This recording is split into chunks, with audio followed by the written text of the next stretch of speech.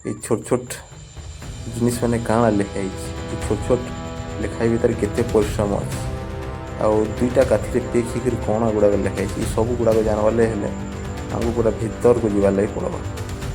ଘର ଭିତରକେ ନ ଗଲେ ଆମେ ଜାଣିପାରିବା ନାହିଁ। ଚାଲ ଆମେ ଦେଖମା ଆମର୍ ଘରକେ।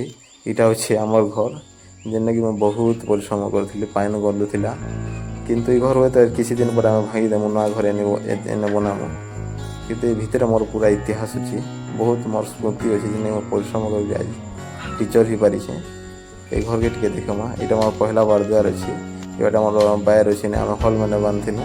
ଏବାଟେ ବି ଆଉ ଗୋଟେ ଆମର ବାରଦୁଆର ଅଛି, ଯେନ୍ଟାକି ଆମେ ଏ ବାଟରେ ରନ୍ଧା ରୁନ୍ଧି ବି କରୁଛୁ, ବାଟରେ ବସା ବସି ବି କରୁଛୁ। ପ୍ରାୟ ହେ ଦୁଆରରେ ମୁଁ ବସିକରି ପ୍ରାୟ ଦିନ ପଢ଼ିଛେ। ଆଉ ଏପରେ ମୁଁ ଯେତେବେଳେ ପାଇବାର ଆଗରେ ଆମ ଇନ୍ଦିରା ଆବାସଟି ମିଳିଥିଲା, ମାନେ ପ୍ରଧାନମନ୍ତ୍ରୀ ବାସ ଯୋଜନା। ଆଉ ଏଇଟା ଆମ ଗଛ ଅଛି, ବିହି ଗଛ ଅଛି, ମାୟା ଗଛ ଅଛି, ଯେନ୍ଟାକି ପ୍ରାୟ ଆମେ ବସୁ ଖରା ମାସେ। ଆଉ ଚାଲ ଭିତରକେ ଯିବା, ଘର ଭିତରକେ। ଏଇଟା ମୋର ମଝିଆ ଭଉଣୀ ଲିଙ୍ଗେଶ୍ୱର ଟ୍ୟୁସନ୍ ପଢ଼ୁଛି, ଯେନ୍ଟାକି ମୁଇଁ ପ୍ରାୟ ପଢ଼ାପଢ଼ି କରେ, ଏନେ ଟେଲର୍ ବି ଶିଖିଲି। ଏଇଟା ଆମର୍ ଘର, ଏନେ ଆମେ ଟିଭି ରଖୁଥିଲୁ, ଏବେ ତ ନେଇ ରଖବାର୍ ନା, ଭାଙ୍ଗବାର୍ ଲାଗି ଯାଉଛୁଁ ଘର।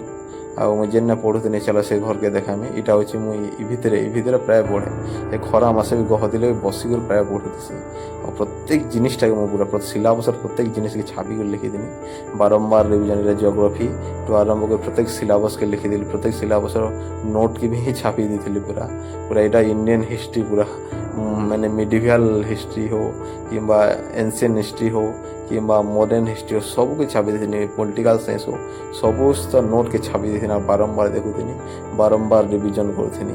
ଆଉ ଚାଲ ଆମେ ଆଉ ଗୋଟେ ଘରକେ ଯିମା, ଯେନେ ଇନ୍ଦିରା ଆବାସ ପାଇଛୁ। ଏଇନା ମୋର ଛୋଟ ଭଉଣୀ ପଢ଼ୁଛି। ଏଇଟା ଦେଖ, ଆଉ ଗୋଟେ ଭଉଣୀ ଏଇ ଜାଗାରେ ଟ୍ୟୁସନ୍ ପଢ଼ୁଛି। ଦୁଇଟା ଜଣ ପଢ଼ନ୍ତି, ଗୋଟେ ସେ ଘରେ ପଢ଼େ, ଆଉ ଏଇ ଗୋଟେ ଟ୍ୟୁସନ୍ ପଢ଼େ। ଆଉ ଏଇଟା ଆମର ସେ ପୁରୁଣା ଟିଭି ଅଛି, ଏ ନୂଆ ନୂଆ ବନେଇଛୁ, କିଛି ଘର ନେଇ ବନାବାର, ଆଉ ଭଲସେ ବନାମୁ। ଆଉ ଭିତରକେ ଯିମା, ଯେନ୍ଟାକି ମୋର ବହିପତ୍ର ଗୁଡ଼ା ରଖିଛୁ।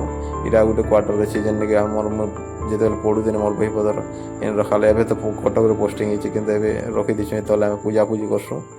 ଆଉ ଏନେ ମୁଇଁ ଆସିଛେ, ଯେ ନୂଆ ନୂଆ ମାନେ ଶୁଛେ।